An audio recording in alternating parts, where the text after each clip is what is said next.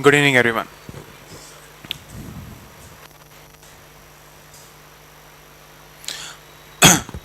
These are the articles. So today we have slightly more number of articles from both the Hindu as well as the Indian Express. So we will be speeding up. I will be reducing the explanation because I'll have to fit in a lot of articles.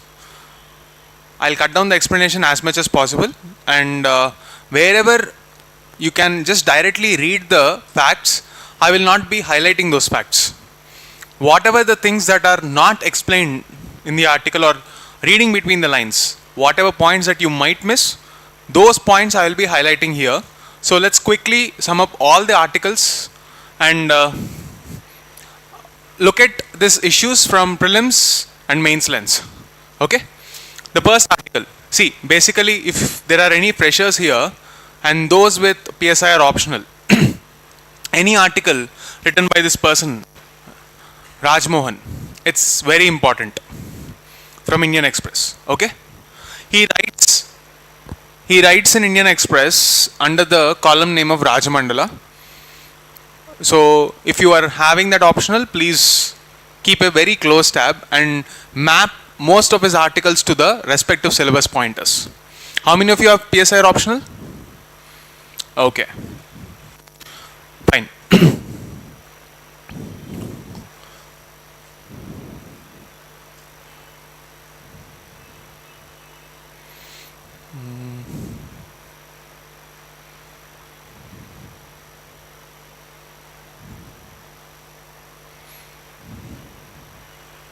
Right.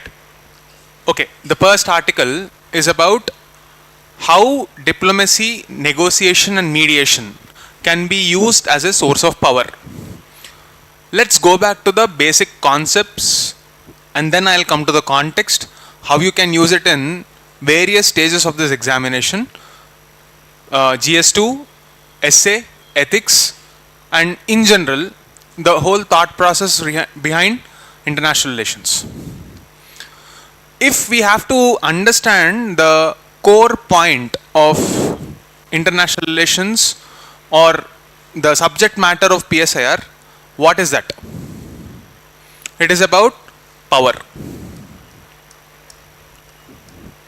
So, every diplomatic activity, every political activity is nothing but a pursuit of power. What gives people power? In a democratic setup, what gives power is legitimacy. To those who don't know what this concept is, let me briefly explain.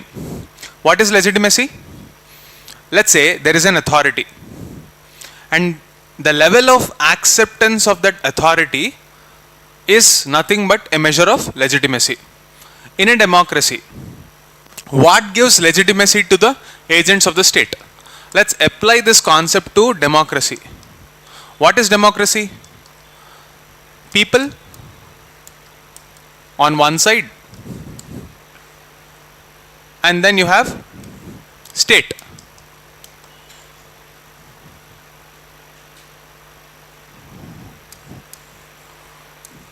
So, democracy is nothing but a type of a contract between the people and the state and an understanding to negotiate power. Those who are in power here, state again is a concept of 4 different components.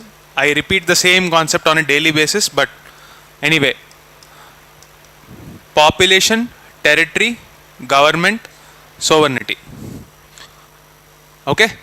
So, if there is a state which has 4 components, the entity, political concept of state has 4 concepts within it: population, territory, government, sovereignty. Do not confuse government with state.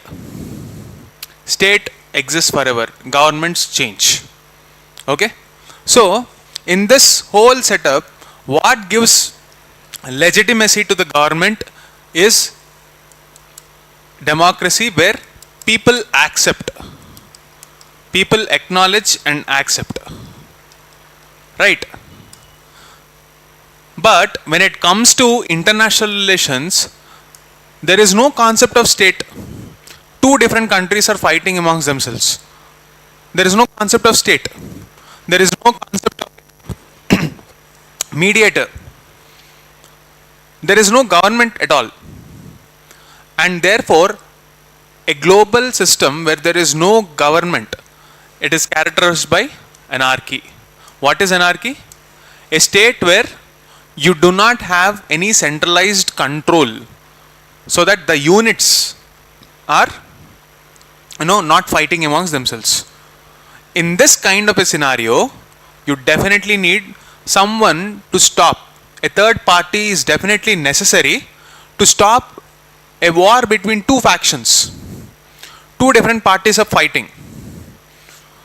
Why do they want to stop the war? Because ultimately it is one more way in which they want to exert their power.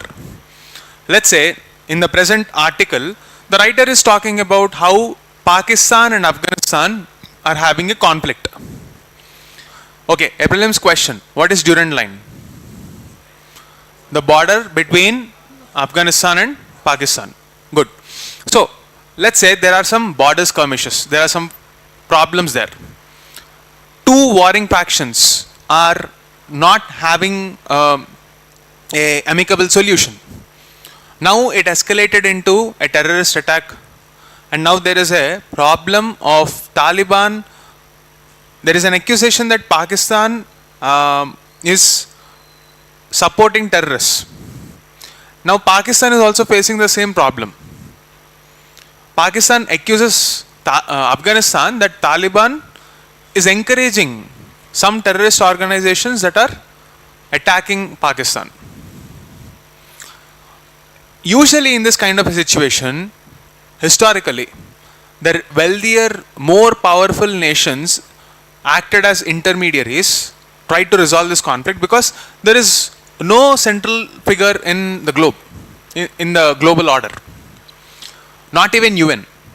Because UN requires a formal mechanism where all the countries should come together. And it is very slow and tedious process. By the time UN convenes, the war will be over. So, usually we have seen across various decades till now, US, Russia and the major powers, they started mediating and controlling the situation. Why is this the case? Because it gives them legitimacy.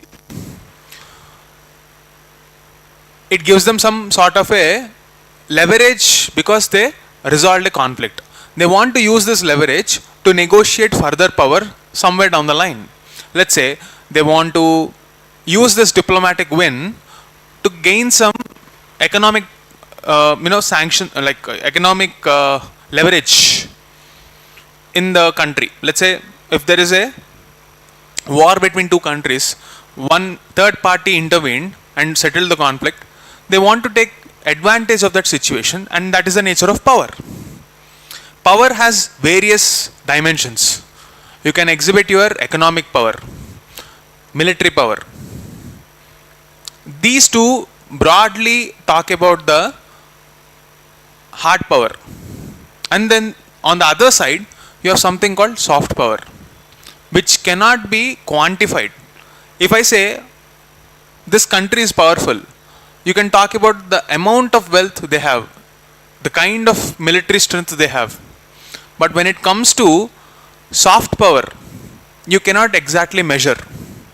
Their influence is felt across boundaries. India is supposed to have this soft power because of various elements like religion. India is the birthplace of Buddhism, Jainism and many other small sects, and it's a hotbed of culture. Right. Similarly, we also have good relations historically with most countries. India is not known for its imperial power. Why am I discussing all these points? What is its relevance to this article? See, the central point of this article can be summed up in one line. Previously, the Western powers were involved in the pursuit of this power through mediation and negotiation. No regional party is involved in this negotiation deals because US wouldn't like it, Russia wouldn't like it. But now in the 21st century, in 2025, in the last one decade, we are seeing a phenomenal shift in the rise of smaller countries trying to participate in this negotiation, mediation. There are various examples. The article talks about the countries in the Middle East, whether it is Bahrain, Saudi, Oman, all of them are doing their bit to contribute to the peace talks in various other Islamic nations. Not only that, the major takeaway from this article is the rising power, that is Turkey. Turkey previously did not play such kind of an active role. Now that is changing. Okay, this is the point that we have to know. What is the takeaway from this article? What is the takeaway for India? It is not just important to participate in a negotiation deal. We have to structure our diplomatic engagement in such a way that there is some room for taking leverage of that diplomatic win. Right now, the lesson that we have to learn from Turkey is this fact. Turkey's diplomatic interventions, some criticize that they did not have any diplomatic win, but largely speaking, there are some diplomatic wins and they gained some leverage out of it. What is the lesson for India here? India is surrounded by very hostile neighbors. China on one end, Pakistan, now even Bangladesh, Myanmar are added to that. Situation is no better when it comes to Sri Lanka. We are facing a threat from all the bordering countries. And as a result, even the bordering states have high tension. If we intervene in some other areas, the takeaway, at least for diplomatic relations and Indian politics, is that we have to use some leverage to resolve the conflicts, at least in the bordering states, and make peace with those bordering states as much as possible. Okay, that is the takeaway from the first article. Now in this article there are various examples of how each Middle East country is trying to gain some leverage in this situation. Go through them. It's a listing of diplomatic events, but the concept is explained here. Clear? Let's move to the second article. On CBI takeovers, a judicial standpoint. Let's talk about the overall idea of criminal justice system. Okay?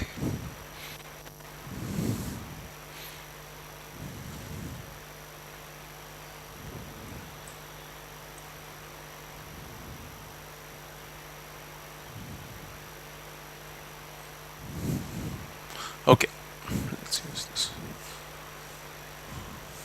See, when we're talking about criminal justice system, there are various parts in this criminal justice system, including the courts and the investigating authorities. Apart from this, you need to know, let's go back to the basics actually. In our constitution, we have a concept called separation of powers. There is a philosophy called constitutionalism.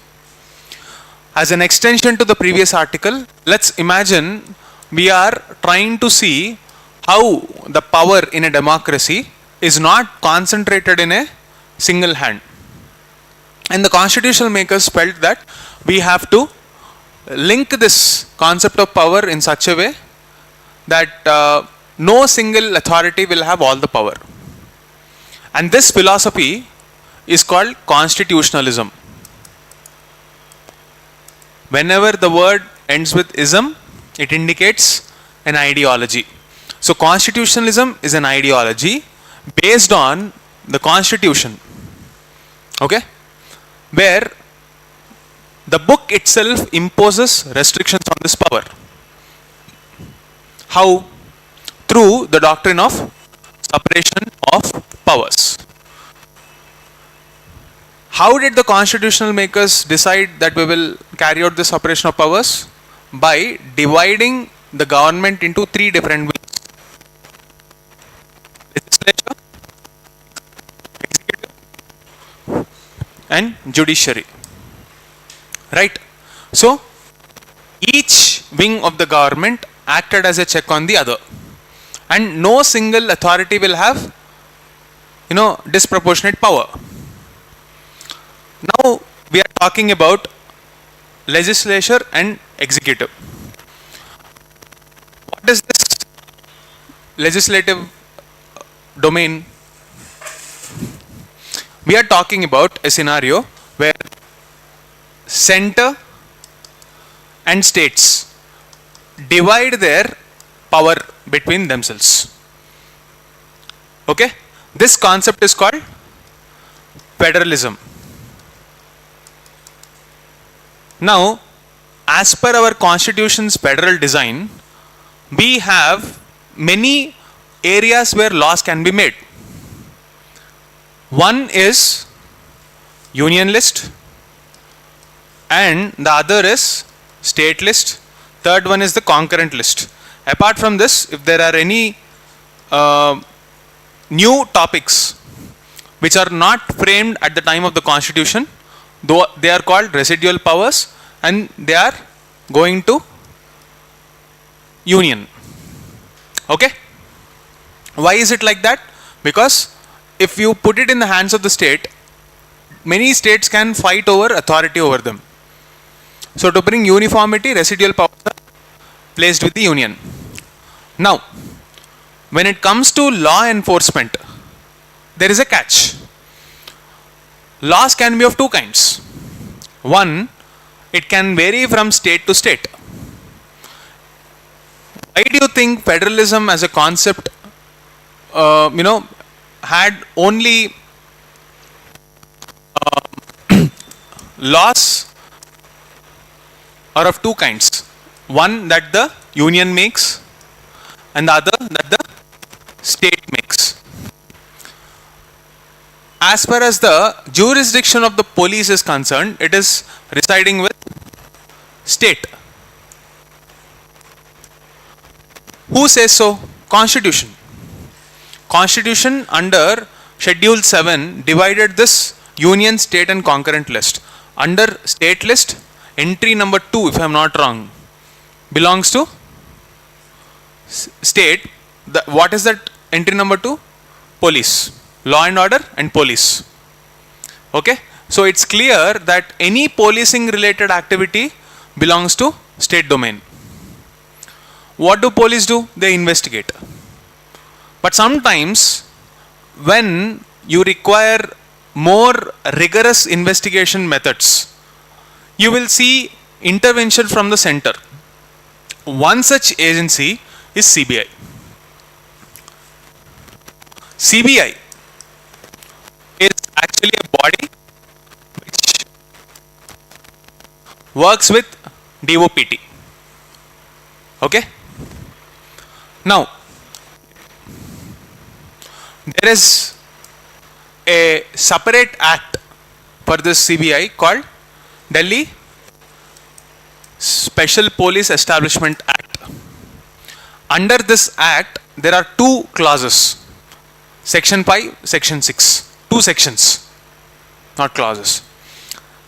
Section 5 says, if there is a problem in any state, CBI can take over.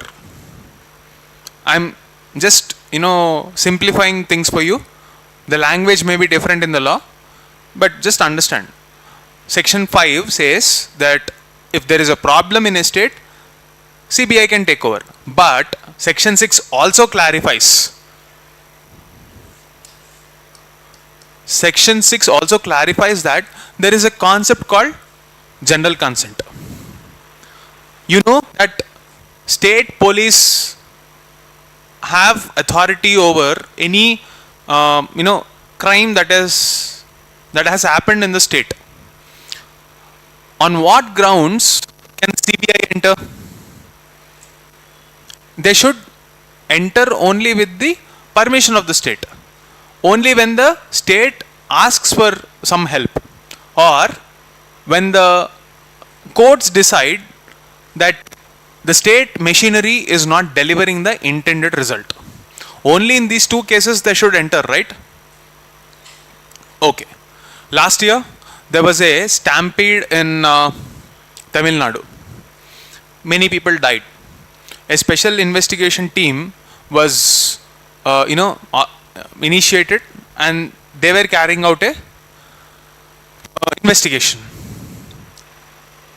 Recently, Supreme Court said that in larger public interest and because of the political intervention, we are transferring this case to the CBI. The central premise of this entire article, we began with the separation of powers. There is a logic as to why we are putting power in the hands of multiple power centers. To make a law, we gave the power to states and center. To execute it, again state and center. It's a different wing. And when it comes to judiciary, they are here to check if whatever law that was legislated, is it getting enforced or not. So we created a sort of checks and balances.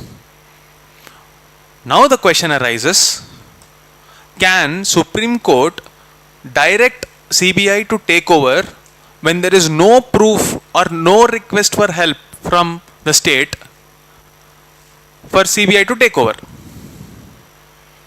This is the central question. If CBI is asked to take over without any tangible proof that there is failure of state machinery, or state formally requested the center to ask CBI to intervene and resolve the issue, it is a violation of federal principles. That is the first problem. Second, okay, let's say that is violated. Where will you go? Supreme Court. But the order is coming from Supreme Court, which is a classic case of judicial overreach. When there is no proof, how can Supreme Court take that additional step? This is the central question raised by this article. Is this the first time that CBI is in use? No. There are multiple such instances. Many states like West Bengal, Andhra Pradesh, previously, using this section 6 of the DPSC Act, withdrew general consent. What does it mean? CBI cannot enter into the state. Why did they do that is a discussion that we can have some other time. But for now, just understand that it has a lot of political connotation. So, how do we get out of this?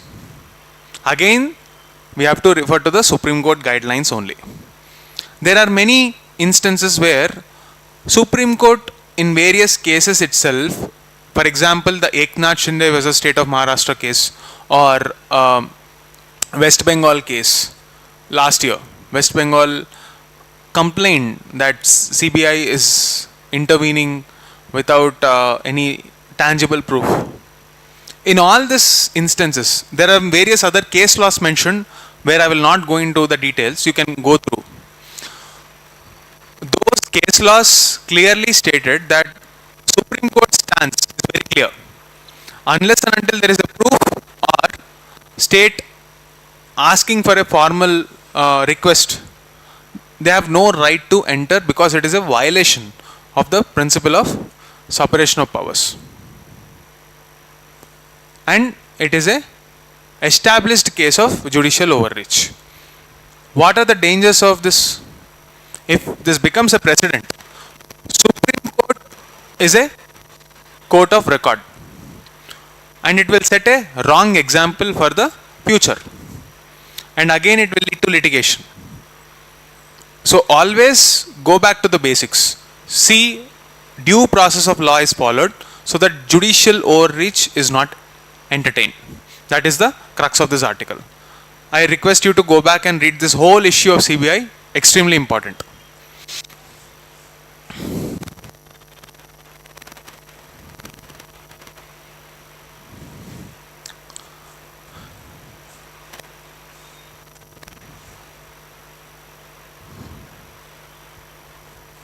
Okay. Now, again, this is a very beautiful article from the Indian Express. Articles like this are very rare for the perspective they offer and also the information they offer. Okay? What is this article about? See, from ancient India till now, if there is a UPSC question in paper 1, highlight or trace the ancient roots of women fighting for equality. You have to search from your textbooks instances where there are evidences that women were fighting patriarchy. And it is an extremely difficult exercise. This is an evergreen topic. So, the takeaway from this article is not only the line of argument, but the historical facts quoted here to make that point. Let me first tell you the argument. Irrespective of the time period, within the same societies, no matter how traditional and patriarchal they were, we have always had instances where women fought for their rights and they challenged the status quo. So, from ancient history till modern times, if we have to trace this evolution, what are the facts that we have to focus on to support our argument? If we want to say that from ancient India till now, there was always some sort of a movement or some sort of a dissent from women who resisted this suppression, you have to quote some facts. And that is what this article offers. First is about how the Buddhist work of Therigatha. Let me take you back to the history of Buddhism. See, how did Buddha come into origin? Like the whole philosophy of Buddhism came as an insight from a very learnt person who observed the nature of human thought. Do you think Buddha claimed himself to be a god? No. It was just a very well articulated code of conduct. He nowhere spoke about God, religion, nothing. He just gave few facts. There is suffering in this world. There is a cause of that suffering. It is possible to stop that suffering and there is a path. If you want to know, come back to me, I'll tell you. This is all he said, nothing more. So, at that point of time, not only the men, women also wanted to know how to find a solution for this. They also wanted to practice. And that's where monastic orders came into existence. Theres or nuns, Buddhist nuns. Initially, they were not accepted into that monasteries, but later they were. So, at one point of time, whatever learnings that Buddha had, they were contextually transferred to some women. So, this article mentions one such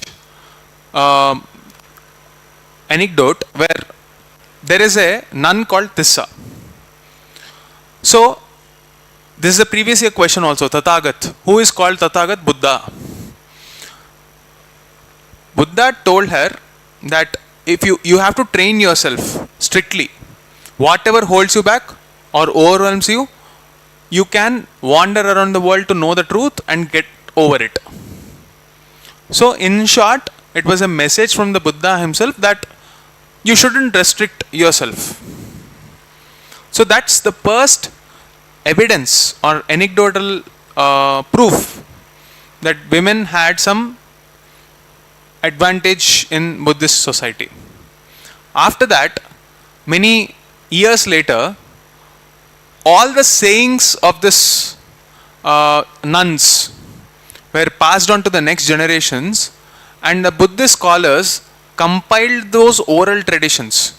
Till then, it was only through oral traditions, hearsay, from one generation to another. They were telling like stories, and the next generation took it over and told the next generation like that. After this, Mahayana Buddhism came into existence, where what was not considered to be an organized religion in the earlier days transformed into an organized religion in the first century. From that time, you saw the rise of literature. All the sayings of the nuns in Therigatha were compiled by one writer in Vinayapetaka, which is one of the most important works of Buddhism.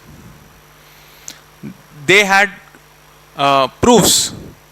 Here, the work is called Udana, inspired utterances, because they were taken from hearsay, from oral traditions. And the work is composed by Dhammapala. So, another clue, whenever you are reading articles like this, always pay attention to the name and the origin. Time period, name and origin. Let's say if there is a question, under whose patronage do you find Dhammapala? Take a look at the word Pala. Palas of West Bengal. Okay? Look at the time period, 6th century. So, going by probability, if you know the basics of Buddhism, by 6th century, would you rather find Mahayana or Hinayana? Probability wise. If you have to take a guess in UPSC, be inclined towards Mahayana, because Hinayana is a very difficult path. What is Hinayana, Mahayana? Again, I am not going to discuss all that because it will, take a different route. But just take a look at the time period, take a look at the name, and you can figure out clues from the name itself. Anyway, coming back. So, women had a role in the society way back from the Buddhist times. You have evidence number one. But after Buddhism came to decline, you will see that women did not have the same kind of a leverage. Not until you find the mention of a Swatanta Stri in Yajnavalkya Smriti, who happens to be a scholar of, law. Okay? And this is somewhere around 5th and 8th century. It's a treatise by Vigneshwara. You will see that in this work, there is a discussion of Maitreyi, where she is a wife of a sage. Sage wanted to leave behind that wealth to his wife. She denies it. Instead, she asks for spiritual knowledge called Brahmagyan. This is evidence number 2, suggesting that women defied the established norms. What is the established norm here? Back then, you did not have women asking for spiritual knowledge. It is forbidden. This is a proof that women are always progressive. There are men who encourage this thought even back then. But there is a connotation here.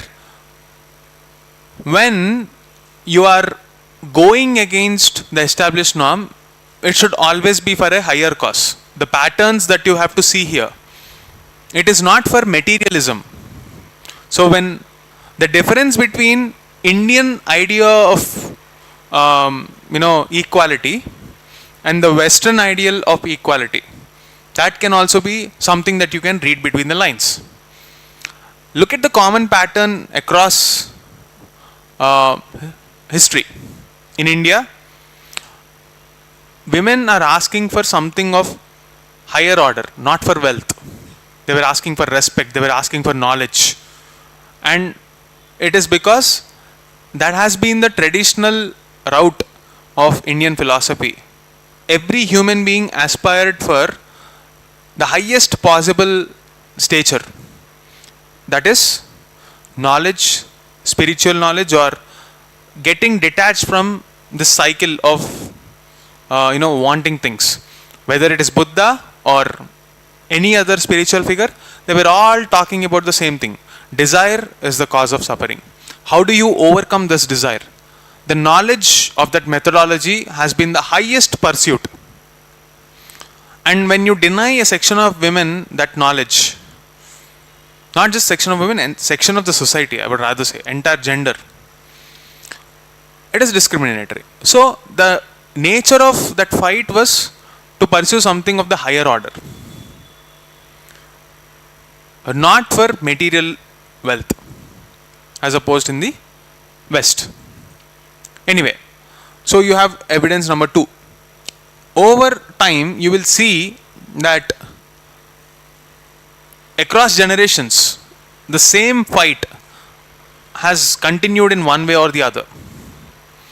In the independence movement, we have seen how Swadeshi was a landmark event where this idea of women emancipation again came back into the discussion. And it started from there and started peaking by Quit India movement and by 1947. There are various examples of many political figures who contributed to the idea of constitution. So all this are a logical continuity, a train of thought that you can include in your answers, both for essay as well as GS1. So please read this article, store it, note down the facts. Very rare to find this kind of examples. Okay, moving on.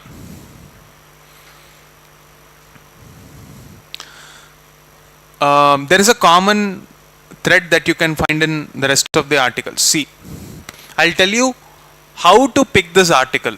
It's a pretty straightforward article. I will tell you the common logic between this one and this one. We need to protect domestic workers. We need the National Commission for Minorities to do whatever its function is. I'll tell you the common thread. How you have to read this article, I'll tell you. Let me go back to the basics.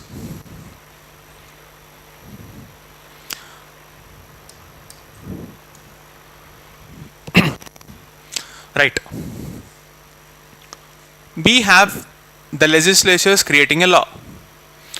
After a law is created, to enforce the spirit of law, we need institutions. So, this is the domain of GS2, polity. And this law and the logic is derived from the problems that are there in society. Clear? If there is a social problem, in GS1 you read why is it a social problem, and to solve it you create a law. In GS2, in the present context, we are discussing two such situations. The social problem here is what is the safeguard offered for minorities in our country, and another vulnerable section, domestic workers.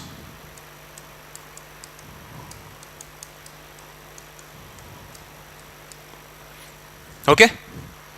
In our society, we have vulnerable sections who require more intervention from the state. Yes or no? Why? Because without that support, without that law, they cannot survive. This is the logic which is explained in society. Now, because of the existence of these problems, you created fundamental rights, you empowered the legislatures, parliament or state legislative assemblies to create a law. Is the job done? Not really. This is where it actually begins. And to set the spirit of this law into motion, to transform your intent into reality, you require institutions. Where do you get these institutions? From the law. And these institutions should always be based on a law or an executive order, because it is linked to the idea of power, and power should be legitimate. I am explaining the concept here. Okay? Please understand it from a conceptual lens. Otherwise, you will end up by hearting infinite amount of information. It's not efficient. Okay, we have designed a law and gave some institutions some power. So when you give them power, do you think within the law you should also give them restrictions or give them infinite power? You have to define the scope, right? Okay. Scope of the institution is also defined. What else do you want? You want to give them money. The 3F approach: funds, functions, and functionaries.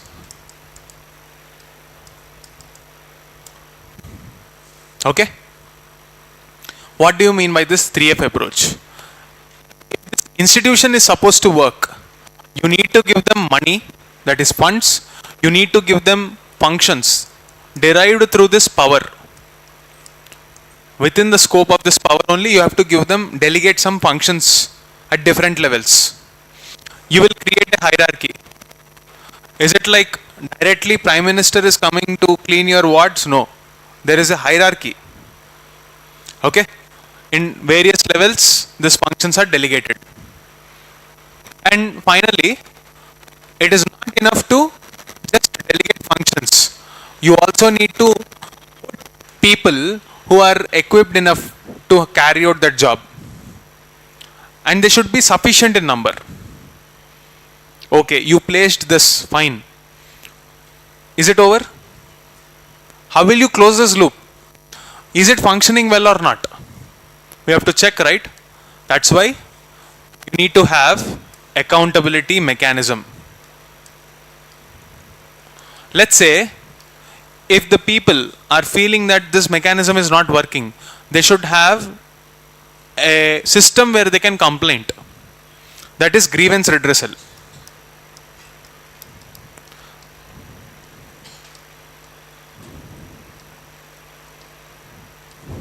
Okay?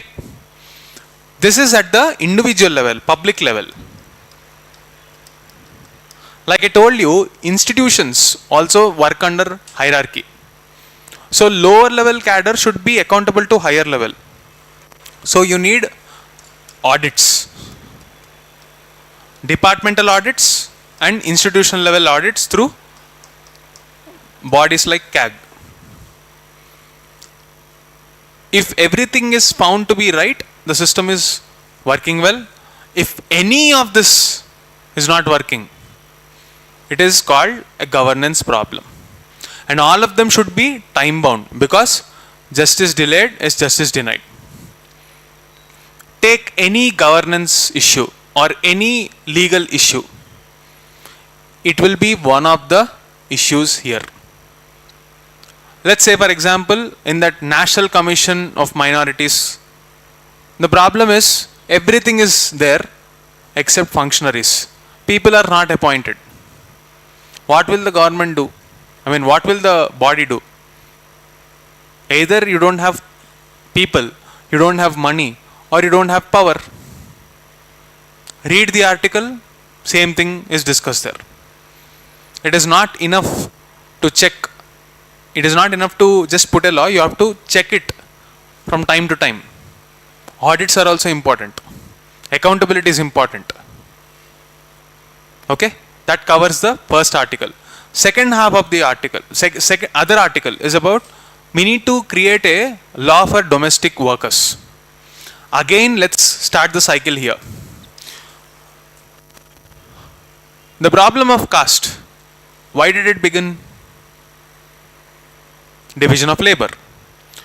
So from times immemorial, this caste as an issue persisted. Even today, the menial jobs are done by the lower caste.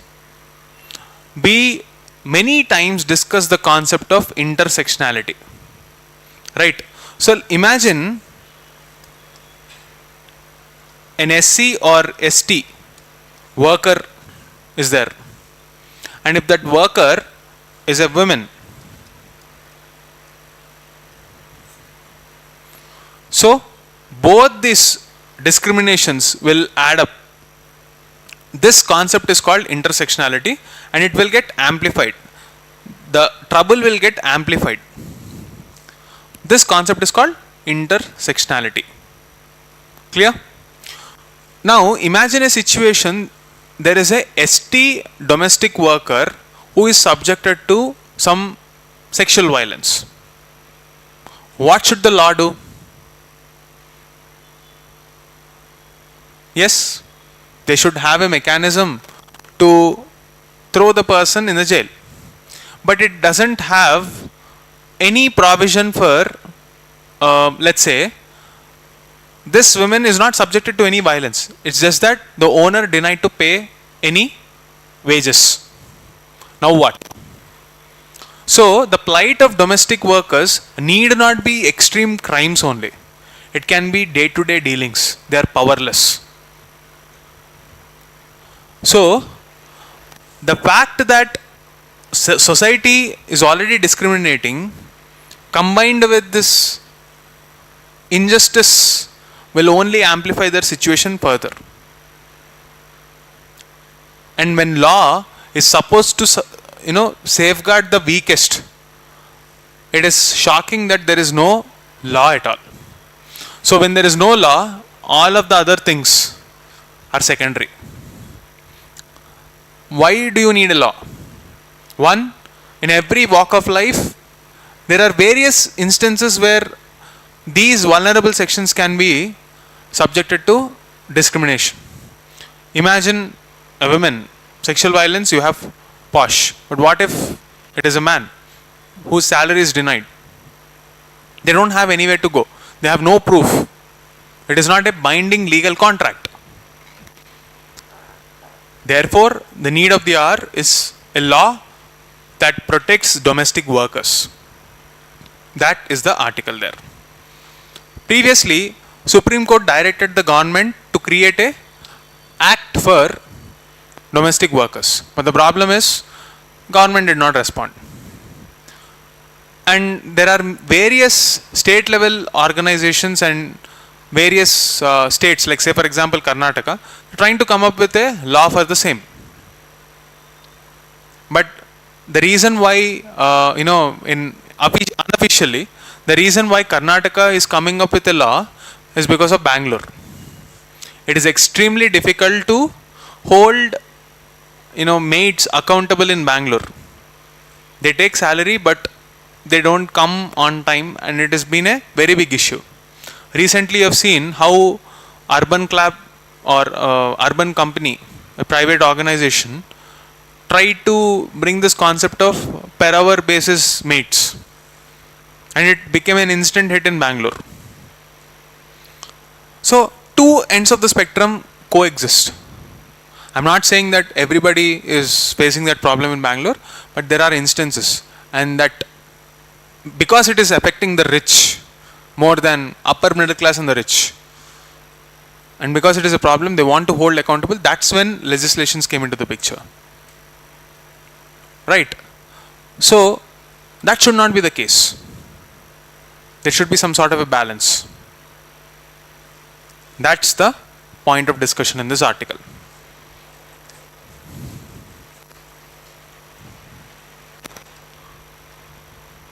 So that's it for the day.